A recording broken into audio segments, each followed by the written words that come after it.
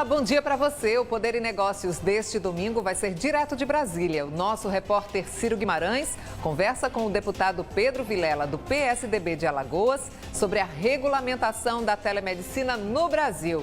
Oi, Ciro, bom dia.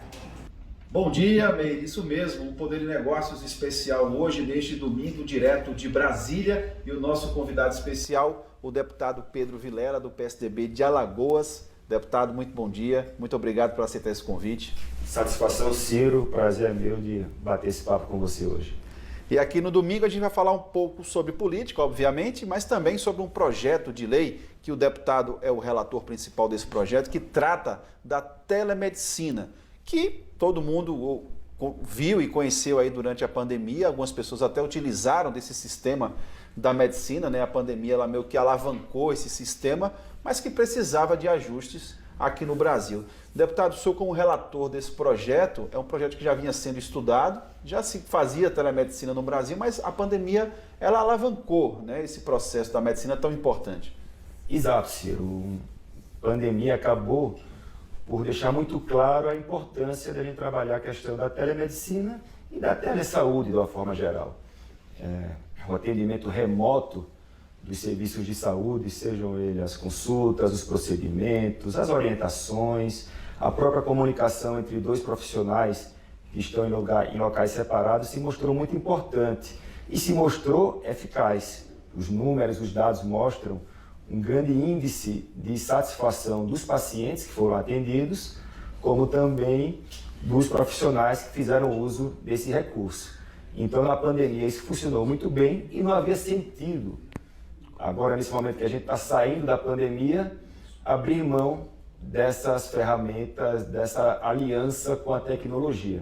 Então, o projeto de lei vem justamente nesse sentido, da deputada Adriana Ventura e mais outros 14 coautores, então muitos parlamentares, deputados envolvidos nesse projeto, vários médicos entre eles, e eu tive a responsabilidade de ser o relator desse projeto em plenário e conduzir todo o processo de diálogo, de conversação com os diversos interessados na matéria para que a gente conseguisse chegar na vitória, na aprovação em plenário, como conseguimos. Segundo o Conselho Nacional de Medicina, só em 2021 foram 10 milhões de consultas em todo o Brasil, né, em relação à telesaúde, à telemedicina, essa consulta à distância, né, como a gente chama, né, a pandemia evidenciou muito isso. E o relatório do senhor aponta alguns, né, pontos necessários aí do projeto. Um deles é a primeira consulta, né? Se tratava que a primeira consulta deveria ser presencial para depois vir a telemedicina, mas isso meio que quebra a ordem das coisas e o projeto está se ajustando para isso. Exato. Nossa principal missão na relatoria desse projeto era garantir que 3 premissas básicas fossem asseguradas. A primeira é a universalização do atendimento da saúde, né? Garantir que o serviço de saúde pudesse chegar aos 4 cantos do país. A segunda premissa importantíssima e fundamental era a questão da autonomia dos profissionais de saúde. Eles têm o direito, resguardado no meu projeto, de fazer a opção, se querem trabalhar no sistema remoto ou não. E, finalmente, tão importante quanto, era garantir a segurança e a qualidade desses atendimentos. Então, partindo desses 3 princípios, nós começamos uma série de conversações com os autores do projeto, com as entidades representativas de classe, como o Conselho Federal de Medicina, a Associação dos Médicos do Brasil. Eu conversei longamente com os representantes dessas 2 entidades, tanto na regional, lá no meu estado de Alagoas, Dr. Fernando Gomes, Dr. Manuel Fortes, como também a nível nacional, aqui em Brasília, com os dirigentes nacionais dessas entidades. Até estudando o que acontece em outros países, Inglaterra, Estados Unidos, outros países europeus, a gente identificou que não havia necessidade dessa obrigação da primeira consulta ser presencial, até porque, se assim fosse, ia limitar muito a implementação da telesaúde e da telemedicina no país. Então, depois de uma grande conversação com as entidades representativas das categorias, em especial dos médicos, esse ponto foi superado, então fica permitida que a primeira consulta seja também na modalidade remota, desde que seja essa a opção que o profissional considerar adequada e, obviamente, o paciente também concordando. Até porque o princípio é esse, né? Um paciente, por exemplo, do sertão de Pernambuco, do interior de Alagoas e precisa, às vezes, de um especialista que está na capital, Maceió, Recife, João Pessoa, não precisasse desse deslocamento, né? E ele tivesse esse atendimento. Perfeitamente. Esse é o principal intuito, talvez, da questão da telemedicina e da telesaúde. O atendimento ao especialista, como você bem sabe, ele é muito difícil em alguns locais do Brasil, nos locais mais distantes, nos rincões, como a gente costuma dizer. Eu vi um dado, Ciro, certa vez, que, por exemplo, 3 estados apenas, São Paulo, Rio e Minas Gerais, concentram mais da metade dos cardiologistas do nosso país. E, obviamente, toda a população brasileira, em algum momento, precisa se consultar com um cardiologista. Então, a telesaúde, a telemedicina, vai possibilitar com que esse atendimento aconteça de forma muito mais rápida, muito mais eficaz, até no sentido preventivo. Você sabe que quanto mais cedo a gente sabe de tratar aquela doença, né? De alguma doença, ou de alguma comorbidade, ou de alguma predisposição a alguma doença, quanto mais cedo a gente tem essa informação, mais chance a gente tem de tratar e de manter a nossa saúde intacta, né, completa. E a gente vê essa realidade, né, nas capitais, os municípios têm aquelas casas de apoio, os pacientes chegam em ônibus e vão e vêm. No estado de Alagoas não é diferente, Pernambuco também é assim.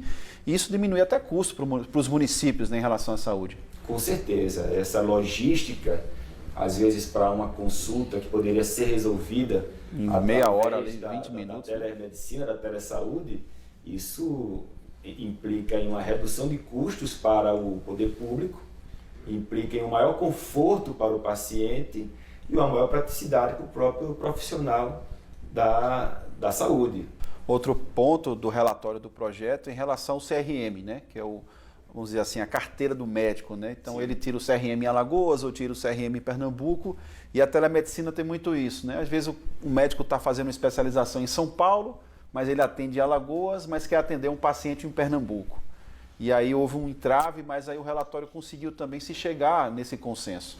Exato, esse foi um ponto bastante debatido, houve todo tipo de sugestão, houve quem sugerisse, inclusive, que o médico, né, tivesse que obter uma inscrição em cada um dos estados, dos conselhos regionais onde ele pretendia atuar, o que, ao meu ver, não tinha sentido, porque um médico, por exemplo, que quisesse atuar nos 27 estados da nossa federação, teria que ter 27 inscrições diferentes. Era uma coisa contraproducente e que, na minha avaliação, ia prejudicar em muito a amplitude da telesaúde, né, da telemedicina, e a sua atuação, sua eficácia. Ia basicamente travar, eu acho, né? Exato, ia ficar uma coisa absolutamente inviável. Então, isso foi também bastante debatido e, ao final, chegamos à conclusão, que, ao meu ver, ficou muito razoável, de garantir que o profissional de saúde que quer prestar aquele serviço através da modalidade telesaúde remota, exclusivamente através dela, ele pode fazer isso em todo o território nacional. Principalmente quando a gente fala em doenças raras, vamos dizer assim, um paciente do interior de Alagoas, de Pernambuco, que tem essa doença rara e o médico está em São Paulo. Às vezes o médico também não tem essa disponibilidade de estar viajando para ver todo o paciente. E a gente tem que olhar muito para essa minoria, né? A gente fala muitas vezes das doenças, né, que atingem a grande maioria, mas essas minorias acho que vão ser mais beneficiadas com isso. Sem dúvida. Isso aí, como eu disse, vai se transformar, né? Vai nos levar a um maior conforto, a uma maior comodidade dos pacientes, muitos deles às vezes no estágio de alguma enfermidade. Idosos também. Idosos que não permitem uma locomoção para se consultar com um especialista em outro estado. Aquela criança que tem que ir com a mãe, com a família. Exatamente. Né? Isso tudo implica custos, implica renúncia para a família de também, forma, né? Ao trabalho. Você sabe como é a vida de alguém que tem um parente doente. Muitas vezes a mãe, o pai acaba se sacrificando para cuidar do filho, da filha que enfrenta uma enfermidade séria. Aí quando você vem para a modalidade remota, a telesaúde, a gente está dando acesso, ou a possibilidade de acesso a esses pacientes, aos melhores especialistas do país, sem sair de casa. Então imagina alguém muito doente lá no interior de Pernambuco e que precisa consultar com um especialista no estado de São Paulo, não vai precisar ir até Recife para pegar um avião, para ir até São Paulo, providenciar hospedagem, para ver ainda a agenda do médico para um atendimento presencial, para depois voltar para casa. Isso é tudo muito contraproducente. Então, se esse atendimento pode ser feito de forma remota, e é sempre o médico que vai dizer isso, o médico pode dizer também que naquele caso não se aplica. Ele pode dizer o seguinte: não, aqui não cabe um atendimento remoto, eu preciso de um atendimento presencial. Exato. Essa autonomia do profissional da saúde está absolutamente assegurada no meu projeto. Está resguardado no projeto. Resguardado em absoluto, para qualquer procedimento, qualquer tipo de ação. O médico é que ele tem a voz ativa. Exatamente. Como também o paciente, se ele não se sente seguro com aquele atendimento sendo feito de uma forma remota, ele pode requisitar o atendimento presencial junto ao seu plano de saúde, junto ao hospital que o está atendendo. A gente está falando aqui muito de São Paulo, que é um grande centro médico, mas também pode acontecer, por exemplo, de Arapiraca para Maceió, assim, uma distância mais curta, mas que funciona também. Com certeza. Você falou agora há pouco sobre esse dia a dia, né, das nossas cidades do interior. Quem convive no interior dos estados, eu ando muito no interior da Alagoas, a gente sabe que... O senhor que recebe prefeitos aqui na Câmara também. Então toda a prefeitura do interior, ela monta toda uma logística de transporte, de hospedagem, casas de apoio, justamente para mandar os moradores daquele município para os centros mais desenvolvidos, né? Geralmente a capital dos estados, Maceió, no caso de Alagoas, Arapiraca, da mesma forma, por ser um grande centro urbano do nosso estado, mas muitos e muitos desses atendimentos não haveria necessidade do cidadão sair do seu pequeno município, da sua casa, para ir até Maceió para ser atendido. Ele poderia ter sua vida resolvida numa consulta da modalidade remota. Ia ser muito mais barato para o poder público e muito mais confortável para ele. Então, é fundamental que esse projeto de lei, que já foi aprovado na Câmara, seja o quanto antes aprovado no Senado e finalmente vá à sanção do presidente da República para ser implementado em todo o país. E quando a gente fala em telemedicina, em telesaúde, na pandemia, muitas pessoas se consultaram nesse sistema. Os planos de saúde já estão, né, tendo essa tecnologia, e também o projeto fala da questão do atestado médico, por exemplo, ser validado também, né, por questão de telemedicina. A gente viu aí milhares de trabalhadores que precisavam, às vezes, uma visita no médico, lotavam o ambulatório, uma coisa simples que em 10 minutos eu resolveria na telemedicina, e o projeto também vê essa parte que a gente chama a parte burocrática, né? O trabalhador que está assistindo aqui, a gente sabe como é isso. Precisa, às vezes, de um atestado, tem que ir no ambulatório, acaba lotando aquele ambulatório. Ou a própria prescrição de medicamentos, né? Então, não tem sentido eu garantir... Uma receita, né? Exato, não tem sentido eu garantir ao profissional da saúde que ele possa exercer a sua profissão em todo o território nacional e não dar a mesma garantia que os seus atos também terão essa mesma validade. Então, o médico de outro estado com quem eu me consultar e que, por um acaso, prescrever um medicamento, aquela prescrição, por óbvio, tem que ter validade no outro estado, todo o território nacional. Exato. Então, se eu estou em Alagoas, me consultei com um médico em Pernambuco, ele me receitou um medicamento, não tem sentido eu ir até Pernambuco para ter o direito de comprar aquele remédio. Então, isso também é nosso projeto. E o atestado também, né? Atestado, laudos, todos os atos inerentes à profissão, elas têm validade nacional quando aplicadas na forma remota, né, na telesaúde. E vocês também, além de uma conversa muito grande com a bancada, com outros parlamentares, também investigaram outros países, né? Foi toda uma pesquisa que foi feita para concluir esse relatório. Claro, eu vou até trazer uma curiosidade. A gente falou aqui agora há pouco da primeira consulta ser presencial ou não, né? Exatamente. E aí, a gente conversando e estudando outros casos, na Inglaterra, que é um país desenvolvido, com um sistema de saúde muito avançado, já é o contrário. Lá, a primeira consulta, obrigatoriamente, ela é remota. Obviamente, com exceção dos casos de urgência, né? Mas no dia a dia, então, a primeira consulta é feita de forma remota. Até para fazer uma triagem, né? Exatamente. Acaba funcionando como uma triagem.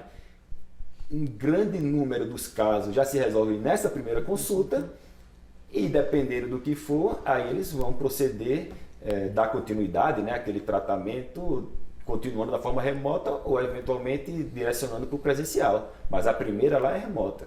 Aqui a gente deixou a faculdade para o profissional. Ele pode fazer a opção de fazer a primeira remota, pode... Mas é interessante essa triagem, porque a gente vê muito, por exemplo, nessa época do ano, que vem o frio, a gente vê aí as emergências lotadas, principalmente crianças e idosos ali com dificuldade de respiração, problemas respiratórios, mas que uma consulta na telemedicina poderia resolver, vamos dizer assim, na aplicação de um medicamento e não lotar aqueles grandes hospitais, principalmente das capitais, né? Com certeza, a gente sabe que o sistema de saúde do nosso país, em especial o sistema público, ele sofre justamente com a falta de capacidade de dar atendimento rápido e eficaz para a nossa população, né? Isso serve para tudo, desde especialistas, que é um grande gargalo, até a realização de exames, que também é outro grande gargalo, e quando você coloca a modalidade da telesaúde implementada, você pode ter certeza absoluta que a gente vai ganhar muito mais velocidade nesses atendimentos e na prestação desses serviços e vamos descongestionando esses gargalos, né? E falando até em investimento, quando se fala em saúde, se pensa logo em milhões, até em bilhões de investimentos, mas para a telemedicina, com a tecnologia que a gente tem hoje embarcada em smartphones, em tablets, fica até mais fácil, né? A prefeitura disponibilizar uma sala, por exemplo, com um computador e o médico ter até pelo smartphone também ter acesso. Não é um investimento tão alto para se ter uma telemedicina, vamos dizer assim, de ponta no Brasil. Pelo contrário, todos os estudos apontam que quanto mais se implementa a telemedicina ou a telesaúde nos estados, nos municípios, nas próprias entidades privadas, quanto mais se implementa, menor fica o custo daquelas operações, daqueles serviços. Então é um ganho de escala muito grande, se corta uma série de gastos que antes existiam, passam a não mais existir. E então obviamente que quanto mais a gente avançar nessa implementação da telesaúde, a gente tem muito ainda a fazer, mas eu tenho certeza absoluta, e isso está comprovado por dados e números, que isso vai implicar uma redução de custos para a prestação do serviço de saúde, tanto no público como no privado.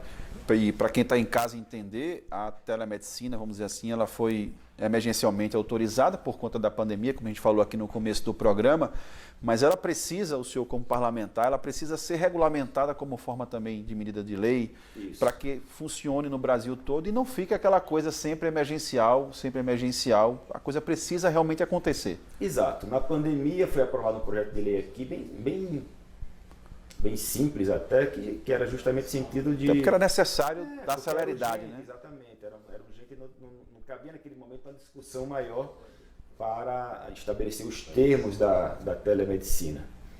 Então foi aprovado esse projeto de lei, a regulamentação acabou ficando a cargo do Conselho Federal de Medicina, e agora, saindo da pandemia, a gente teve a oportunidade de trabalhar um texto que fosse mais completo, e aí a gente fez isso conversando muito com os diversos parlamentares aqui que são médicos, inclusive aqui na Câmara dos Deputados, ou trabalham ou militam na área da saúde, como é o caso da deputada Carmen Zanotto, que foi secretária de saúde de Santa Catarina, é enfermeira de profissão, conhece muito da área, e tantos outros. Um diálogo muito também estreito com o Ministério da Saúde, toda a equipe técnica do Ministério da Saúde, foram diversas reuniões com o ministro Marcelo Queiroga, com sua equipe, que também colocaram o ponto de vista deles como os maiores gestores de saúde do Brasil, né, como o órgão responsável pela gestão do nosso Sistema Único de Saúde, do SUS, e que tem um papel importante de regulamentação também. Até porque tem que envolver a Anvisa, o SUS. Exato, conversei bastante também com a Anvisa, que é a agência que cuida da regulação na área, a própria ANS, Agência Nacional de Saúde. Então, todos esses atores, esses organismos, já falei aqui do Conselho Federal de Medicina, Associação dos Médicos Brasileiros, todos esses personagens participaram muito do debate. Tanto é que o nosso texto chegou a plenário com o apoiamento expresso do Conselho Federal de Medicina, da Associação Médica Brasileira, do Ministério da Saúde e do conjunto de autores, 15 autores, de diversos partidos diferentes, da esquerda à direita. A gente tinha, por exemplo, a Adriana Ventura, que é do Partido Novo, e o deputado Orlando Silva, que é do PCdoB. Você vê que duas ideologias completamente diferentes, mas que tinham no mesmo identidade caminho, né? No propósito de oferecer a telemedicina, a telesaúde para o povo brasileiro. E aí esse é outro ponto que foi fundamental no nosso projeto. O projeto nasce como a regulamentação da telemedicina, mas acatando até uma sugestão que partiu do corpo técnico do Ministério da Saúde, do governo federal, nós ampliamos para a telesaúde. Então ela agora engloba todas as profissões de saúde regulamentadas pelo Poder Executivo Federal.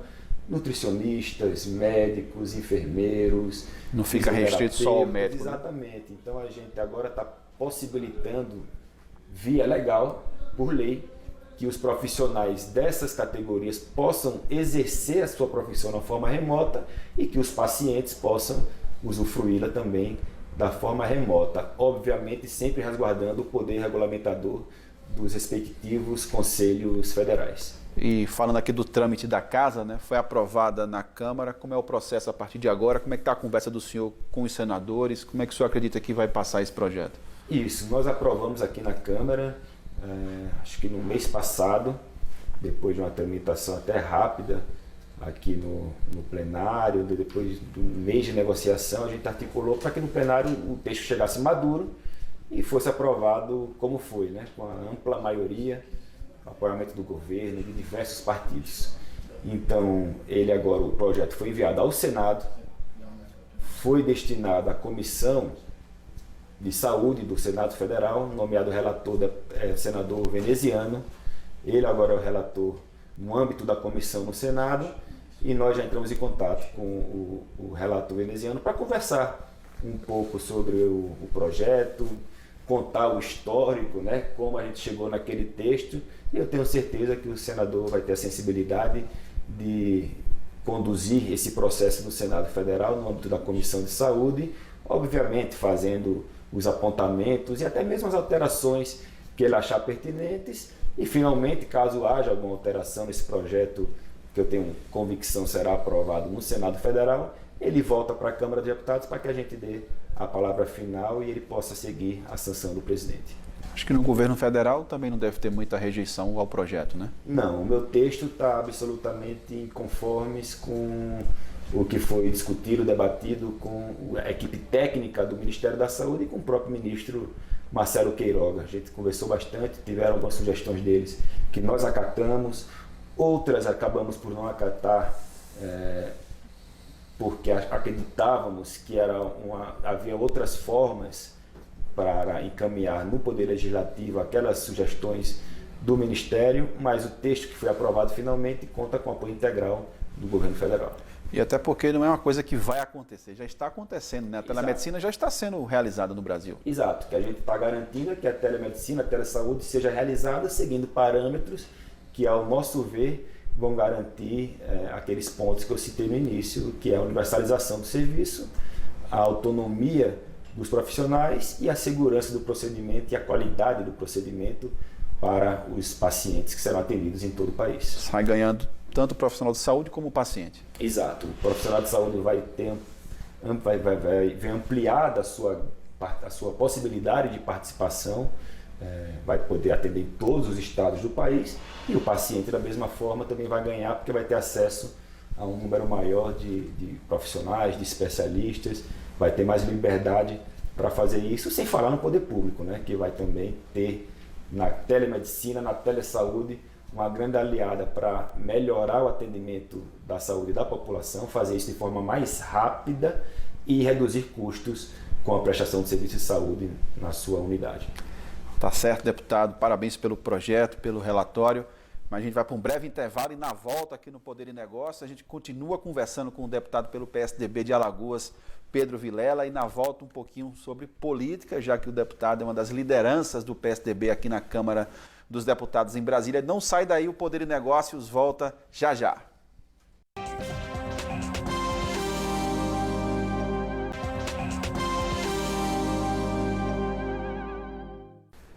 E estamos de volta com o Poder e Negócios deste domingo aqui na TV Guararapes Record TV. E nosso convidado, o deputado pelo PSDB de Alagoas, Pedro Vilela. No primeiro bloco a gente falou muito sobre a telemedicina, porque o deputado é relator do projeto de lei que regulamenta essa telemedicina aqui no Brasil. E nessa segunda parte do Poder e Negócios de hoje, como não podia faltar, um pouquinho de política, né? Na manhã desse domingo. Deputado, o senhor, como uma das lideranças do PSDB aqui na Câmara dos Deputados, presidente do PSDB em Alagoas, vamos falar um pouquinho da terceira via, essa disputa pelo Palácio do Planalto. O Brasil precisa ter essa terceira via realmente, independente de onde ela venha, mas é necessário ter esse desmembramento aí dessa terceira via? Eu acredito que sim. O Brasil é um país tão grande, tão amplo no sentido político, que cabem tantos posicionamentos, que eu acho que não faz sentido a gente restringir a principal escolha que será feita em outubro, né, a escolha do presidente da República, em apenas 2 alternativas. A gente tem que buscar ampliar isso. E o meu partido, como você bem sabe, o PSDB, está envolvido em uma conversação com outros partidos que nós denominamos de centro democrático, para que possamos apresentar um nome, um projeto, uma alternativa para aqueles que não se identificam com os candidatos que já estão colocados nesse ambiente tão polarizado de hoje, né? Então acho que essa é uma tarefa que tem que ser feita, eu defendo isso de forma veemente.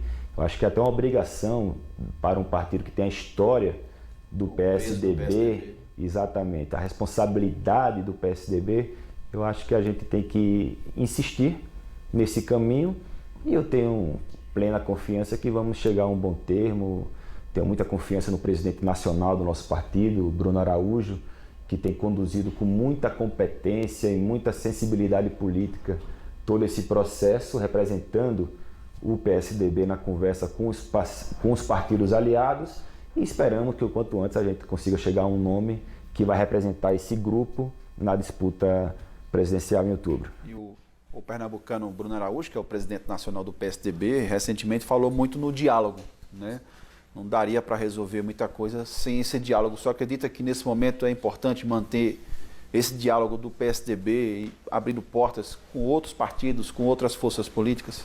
Com certeza. Nós, por exemplo, passamos recentemente por um momento de fortalecimento que foi a criação da federação PSDB e Cidadania, que agora formam uma federação partidária e que unidos tem muito mais força, seja aqui no âmbito do Congresso Nacional, seja nos estados da nossa federação. Então esse foi um passo justamente no sentido de agrupamento, de unidade. Como da mesma forma também estamos conversando com outros partidos que pensam de forma semelhante. Então tenho muita confiança que a Federação PSDB Cidadania e mais outros partidos do nosso centro democrático vão se unir para apresentar um nome. Pelo menos esse é o trabalho ao qual temos dedicado. Nós estamos tendo diversas reuniões sobre o assunto aqui na bancada federal, no âmbito da executiva nacional do PSDB e obviamente é um tema prioritário para todos nós. A gente fala muito dessa corrida para o Palácio do Planalto, mas tem também dentro dos estados, regionalmente falando, Nordeste, trazendo um pouco para Pernambuco, o senhor como uma liderança do PSDB, a gente tem o nome da Raquel Lira, ex-prefeita de Caruaru, pré-candidata ao governo do estado. O senhor acha que a Raquel representa bem essa aliança aí do PSDB rumo ao governo do estado de Pernambuco? Sem dúvidas, a Raquel é um grande quadro do nosso partido, tenho muita admiração pelo trabalho dela, fez uma gestão muito competente no município de Caruaru, pude acompanhar de perto aqui, conversando com ela, conversando com os outros colegas de bancada, né, do estado de Pernambuco, aqui na Câmara Federal, e ela, ao meu ver, tem todas as condições de liderar um projeto no estado de Pernambuco que represente os ideais do nosso partido, do PSDB, a social-democracia, que preza justamente pela eficiência na gestão, na condução da máquina pública, com um olhar especial, uma atenção para o social, para aqueles que mais precisam. Eu acho que esse é o principal objetivo, deve ser o principal objetivo de todo homem público, toda mulher pública, no caso da Raquel, e que a gestão dela à frente da Prefeitura de Caruaru, acho que deixou isso comprovado. Então eu tenho muita confiança que ela vai liderar esse projeto e vai ter um bom resultado, assim como também em outros estados do nosso Nordeste, né, do Brasil. A gente tem Pedro Cunha Lima, na Paraíba, também um deputado, foi deputado aqui comigo, um quadro muito talentoso do nosso partido, que disputa o governo da Paraíba. Senador Alessandro é pré-candidato ao governo do Sergipe. Em Alagoas estamos montando um projeto também que vai dar protagonismo ao PSDB, de forma a manter o nosso partido forte e fazê-lo avançar cada vez mais. O senhor que já vem agora no segundo mandato aqui na Câmara Federal, vai para a reeleição, como é que está o projeto político para 2022? Nós estamos conversando lá em Alagoas, no âmbito da federação a nível estadual, né, com o PSDB de Alagoas, Cidadania de Alagoas. Nós temos conversado bastante também com o Bruno Araújo, presidente nacional do nosso partido, e uma conversa em absoluta sintonia. Traçamos alguns objetivos muito claros e vamos buscá-los. que é justamente a participação do PSDB num projeto majoritário no Estado, em que a gente está conversando com possíveis aliados, como também trabalhar para garantir a representação do nosso partido aqui no Congresso Nacional. Esses são os 2 objetivos do PSDB de Alagoas nesse ano de 2022 e eu tenho muita confiança que nós vamos atingi-los. Lembrando que Alagoas passou agora recentemente por uma eleição indireta, que a gente não vê muito, né? Porque o Renan Filho sai para ser candidato ao Senado, se eu não me engano, e aí Alagoas já está vivendo esse momento de eleição, porque é um mandato tampão, vamos dizer assim, vai até o dia 31 de dezembro, então no estado de Alagoas a eleição já começou, vamos dizer assim. É verdade, a política no estado de Alagoas sempre é feita de forma muito acalorada, né? Você acompanha bem, você é do nosso vizinho Pernambuco, e nesse ano tem esse fato que há muito tempo não acontecia no estado, que é justamente chamou a atenção do Brasil todo. A circunstância de uma eleição indireta para o governador, que aconteceu recentemente e que de alguma forma acabou antecipando esse momento eleitoral. Mas eu acredito que temos que ter muita calma, parcimônia, conversação, para que no momento adequado, que é o das convenções, lá no final do mês de julho, a gente tenha uma estratégia montada e está pronto para apresentar um bom projeto de trabalho para o nosso estado. E falando em eleição, o senhor acredita que a gente tem que começar a configurar um debate com propostas que realmente tragam as problemáticas da população para o centro da discussão na eleição, que a gente passou por uma crise econômica, por uma pandemia, e a população ela quer esse debate mais qualificado nessa eleição? Sem dúvida, a gente aqui no Congresso Nacional, e eu sou testemunha disso e trabalho para que isso não aconteça, ou não aconteça tanto, a gente acaba às vezes perdendo o foco do que de fato importa para a população. São debates ou projetos de lei que, ao meu ver, às vezes não são prioritários para quem de fato precisa de uma atuação do Poder Legislativo, do próprio Poder Executivo. Então acho que, como você bem disse, acabamos de sair de uma pandemia. Os efeitos colaterais dela, as consequências ainda estão muito vivos no dia a dia de cada brasileiro. Muita gente perdeu emprego, muita gente teve uma diminuição da sua renda. Ao mesmo tempo, vivemos um momento de alta na inflação, produtos essenciais. No meu estado, por exemplo, conta de água aumentou muito, conta de energia, acabou de ser anunciado um aumento muito significativo, na ordem de 20%. Combustível nem se fala, isso implica em toda a cadeia de suprimentos, em transporte público. Então são questões do dia a dia da população que o Congresso Nacional deve se dedicar para, de alguma forma, ajudar a equacionar. Então, o meu trabalho aqui na Câmara dos Deputados, como foi na relatoria do projeto da telemedicina, telesaúde, eu me dediquei tanto a esse projeto porque eu tenho convicção que é um projeto que, na hora que for implementado, ele vai ter como consequência uma melhora na vida das pessoas, principalmente daquelas que mais precisam. Então, esse é o tipo de foco que a gente tem que ter aqui, em especial na melhoria do aspecto socioeconômico daqueles que têm mais necessidade, perdendo seus empregos, tiveram sua renda diminuída. É para esses que a gente tem que trabalhar principalmente. Conversa tá boa, deputado, mas nosso tempo está acabando. Nosso Poder e Negócios desse domingo, a gente agradece. Muito obrigado, deputado, pela conversa, pela presença aqui no programa de hoje. Eu que agradeço, Ciro, uma satisfação estar aqui no seu programa, te receber, e estarei sempre à disposição para um bate-papo. Muito obrigado. Obrigado também, deputado. E o Poder e Negócios deste domingo vai ficando por aqui com a presença especial direto da Câmara dos Deputados em Brasília, do deputado pelo PSDB de Alagoas, Pedro Vilela. Conversamos sobre o projeto de lei que regulamenta a telemedicina no Brasil e também política e eleições 2022. Um ótimo restinho de domingo para vocês e até o próximo Poder e Negócios. Até lá.